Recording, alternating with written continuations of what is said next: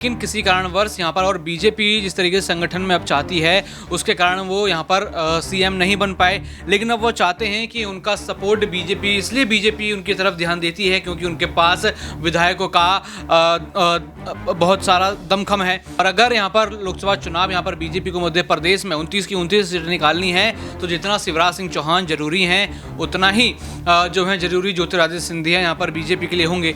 इसलिए 24 में भी उनका खूब जो है बीजेपी यहाँ पर प्रचार प्रसार करेगी, उनका इस्तेमाल करेगी, ऐसे उनको नाराज होकर नहीं जाने देगी जिसमें बीजेपी का बड़ा फायदा जो है यहाँ पर हो सकता है। और आप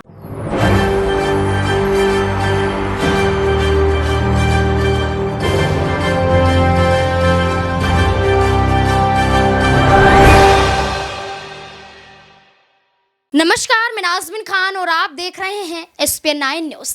लगातार मध्य प्रदेश से दिल्ली दौरा देखा जा रहा है और बार बार दिल्ली आ रहे हैं मुख्यमंत्री मोहन सिंह यादव।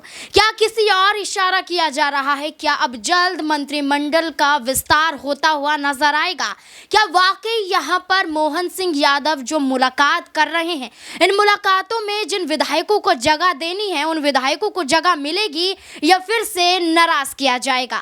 बात की जा रही है यहाँ पर शिवराज सिंह चौहान की और बात की जा रही है ज्योतिरादित्य सिंधिया की। विधानसभा चुनाव में इन दो चेहरों को कहीं ना कहीं भारतीय जनता पार्टी ने दरकिनार तो किया, लेकिन अब बड़ी जिम्मेदारियों के साथ साथ उनके समर्थक विधायकों को जगह देने की भी बातचीत यहाँ पर होती हुई नजर आ रही है।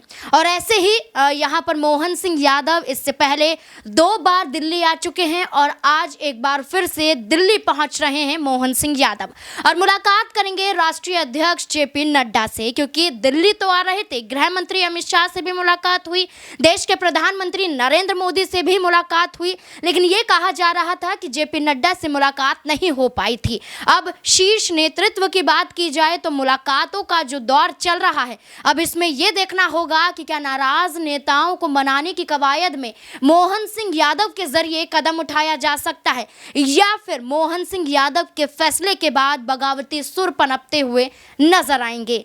यहाँ पर तमाम सवाल बनते हुए नजर आते हैं। इन तमाम सवालों का जवाब देने के लिए मेरे सहयोगी दौलत मेरे साथ जुड़ चुके हैं। आपका बहुत बहुत स्वागत है दौलत। जैसे कि देखा जाए कि ज्योतिरादित्य सिंधिया से मुलाकात यहाँ पर मोहन सिंह यादव की हुई, मुलाकात यहाँ पर पीएम नरेंद्र मोदी से हुई, मुलाकात गृह मंत्री अमित शाह से हुई, जेपी नड्डा से भी मुलाकात होगी। क्या ज्योतिरादित्य सिंधिया से जो मुलाकात हुई है मोहन सिंह यादव की, क्या ये इस और इशारा करता है कि अब ज्योतिरादित्य सिंधिया के समर्थक में तो फैसला लेना ही पड़ेगा? अगर समर्थन में फैसला नहीं लिया गया तो ज्योतिरादित्य सिंधिया अपने विधायकों के साथ कोई बड़ा खेल यहाँ पर खेल सकते हैं और भारतीय जनता पार्टी को झटका दे सकते हैं। देखिए, बात करें यहाँ पर भारतीय जनता पार्टी को झटका देना, तो अभी शायद वो इसके बारे में नहीं सोच रहे होंगे। सबसे पहले वो चाह रहे होंगे कि वो और उनके विधायक यहाँ पर स्टेबल हो जाएं। यहाँ पर पहले वो सरकार जो उन्होंने बना के दी है उसको स्टेबल रखें, क्योंकि मेहनत तो यहाँ पर ज्योतिरादित्य सिंधिया ने भी की है। पहले उनका एम बताया जा रहा था कि सीएम बनना है, लेकिन किसी कारणवश यहाँ पर और बीजेपी जिस तरीके से संगठन में अब चाहती है उसके कारण वो यहाँ पर सीएम नहीं बन पाए। लेकिन अब वो चाहते हैं कि उनका सपोर्ट बीजेपी, इसलिए बीजेपी उनकी तरफ ध्यान देती है क्योंकि उनके पास विधायकों का बहुत सारा दमखम है यहाँ पर, और उन विधायकों की कहीं ना कहीं छाप लोकसभा चुनाव तक होगी और ये सब ताकत जो है लोकसभा चुनाव में देखी जाएगी।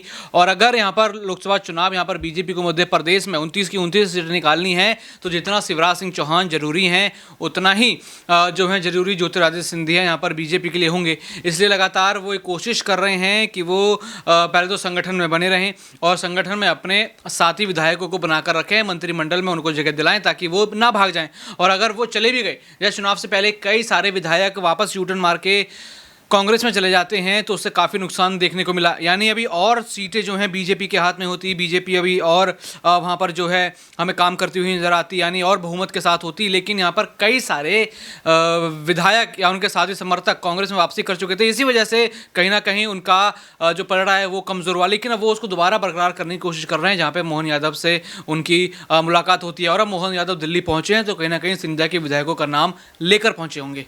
देखिए, सिंधिया के विधायकों का नाम अगर लेकर पहुंचे हैं तो आप ये देखिए कि दो नेता हैं और दोनों ही नेताओं की बात करें, उनके विधायकों को जगह देनी बहुत ज़रूरी है।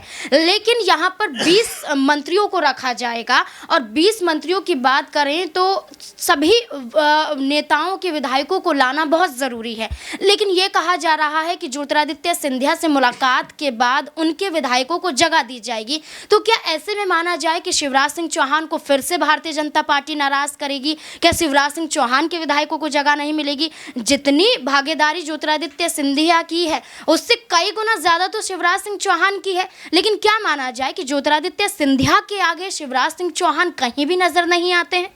देखिए, नज़र तो शिवराज सिंह चौहान आते हैं। जब चुनाव के रिजल्ट आए, जब वो यहाँ पर मुख्यमंत्री नहीं बन पाए तो लोगों ने एक ही बात कही, हमने तो मामा को देखकर वोट किया था। यानी आप लगा सकते हैं अंदाज़ा कि सिंधिया से कितना ज़्यादा ज़रूरी यहाँ पर मामा यानी शिवराज सिंह चौहान जो है जनता के लिए ज़रूरी हैं। और ये शब्द भी कहीं ना कहीं ऐसे ही दर्शाते हैं कि लोग मामा की तरफ भावुकता से हैं, यानी शिवराज को एक भावनात्मक रूप से अपना नेता देखते हैं, उनको वोट देते हैं। और कहीं ना कहीं ये बीजेपी के लिए प्लस पॉइंट साबित हुआ और बीजेपी इस प्लस पॉइंट को नहीं गंवाना चाहेगी, क्योंकि यही प्लस पॉइंट वो इस्तेमाल करेगी 2024 के लिए। और अब उनको साउथ में बड़ी जिम्मेदारी दी गई है, जहां पर बीजेपी काफ़ी कमज़ोर है, वहां पर शिवराज सिंह चौहान को भेजा गया। यानी आप देख सकते हैं शिवराज सिंह चौहान की कितनी कीमत जो है बीजेपी में है कि उनको अब एमपी से सीधा एक अपोजिट राज्य, जहां दक्षिण राज्य कहा जाए, जहां पर बीजेपी अपने कदम बनाने की लगातार कोशिश कर रही है, वहां पर भेजा गया है। यानी वहां पर भी वो इसी तरीके से रिश्ते जो है कनेक्शन बनाते हुए नजर आएंगे जनता के साथ। यानी देखा जाए तो उनके वो तुरंत के इक्के साबित हो सकते हैं दक्षिण में, अगर बीजेपी की अच्छी खासी लोकसभा सीटें आई तो दोनों को ही नाराज नहीं करेंगे, एक बैलेंस बना के यहाँ पर चलेंगे जिसमें सिंधिया शिवराज दोनों एक पाले में बैठें और बीजेपी को नुकसान ना हो।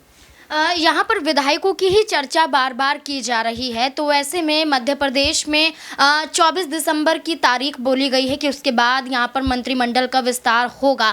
तो उससे पहले कोई बड़ा खेल भी यहाँ पर खेला जा सकता है। विधायकों की बात करें तो यहाँ पर विधायक कई महीनों से भारतीय जनता पार्टी के साथ जुड़े हुए हैं। ज्योतिरादित्य सिंधिया की चुप्पी इस और इशारा करती हुई नजर आती है कि यहाँ पर मजबूरी में ज्योतिरादित्य सिंधिया भारतीय जनता पार्टी में हैं।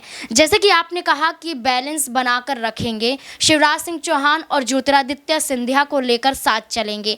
और ऐसे में देखा जाए कि अगर मंत्रिमंडल विस्तार के बाद देखा जाता है कि उनके विधायकों को जगह नहीं दी गई, या फिर देखा जाए कि लोकसभा चुनाव के लिए अभी से शिवराज सिंह चौहान को जिम्मेदारी दे दी गई है दक्षिण भारत की, लेकिन ज्योतिरादित्य सिंधिया पर कोई दांव अभी भारतीय जनता पार्टी नहीं खेल रही है। बेशक केंद्रीय मंत्री हैं, लेकिन हर बार ये देखा गया है कि भारतीय जनता पार्टी हर चुनाव में हर बड़े बदलाव करती हुई नजर आती है। जैसे इस बार में देखा गया कि सांसदों को उतारा गया विधानसभा के चुनाव में। क्या लोकसभा के चुनाव में ज्योतिरादित्य सिंधिया को अगर कोई जिम्मेदारी दी जाती है तो आपको क्या लगता है कि क्या कोई जिम्मेदारी दी जाएगी, कौन सी जगह उतारा जाएगा, या फिर मध्य प्रदेश में ही ज्योतिरादित्य सिंधिया को यहाँ पर बैठा कर रखेंगे क्योंकि महाराज हैं और उनका दबदबा मध्य प्रदेश में ज़्यादा देखने को मिलता है?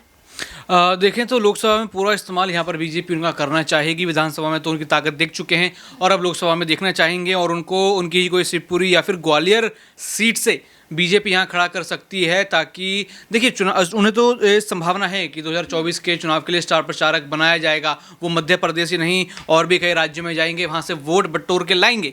वो ऐसा कर चुके हैं और ऐसा करने में माहिर भी हैं, यानी वोटों को अपने साथ साधने में काफ़ी ज़्यादा सिंधिया यहाँ पर माहिर हैं। इसलिए 24 में भी उनका खूब जो है बीजेपी यहाँ पर प्रचार प्रसार करेगी, उनका इस्तेमाल करेगी, ऐसे उनको नाराज़ होकर नहीं जाने देगी, जिसमें बीजेपी का बड़ा फ़ायदा जो है यहाँ पर हो सकता है। और आपने बात करी जिम्मेदारी की, तो ये जिम्मेदारी कहीं ना कहीं उनको सांसद के तौर पर मिल सकती है। वो यहाँ पर चुनाव लड़ सकते हैं और उसके बाद वो एक राज्यसभा नहीं बल्कि लोकसभा, एक निर्वाचित लोकसभा के तौर पर मंत्री बनेंगे और मंत्रिमंडल में आएंगे, जिससे कि अगली बार के लिए और उनके चांस जो हैं बड़े होंगे और फिर वो सोच सकते हैं कि वो मुख्यमंत्री के तौर पर अपने आप का चेहरा यहाँ पर अगले चुनावों में पेश करें।